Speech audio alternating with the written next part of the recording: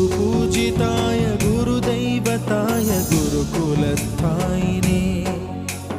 गुरुविक्रमाय गुह्यप्रवराय गुरवे गुणगुरवे गुरुदैत्यकलक्षेत्रे गुरुधर्मसदाराध्याय गुरुपुत्रपरित्रात्रे गुरुपाखण्डखण्डकाय गीतसाराय गीततत्त्वाय गीतगोत्राय धीमहि गूढगुल्फाय गन्धमत्ताय गोजयप्रदाय धीमहि गुणातीताय गुणाधीशाय गुणप्रविष्टाय धीमहि एकदन्ताय वक्रतुण्डाय गौरीतनयाय धीमहि गजेश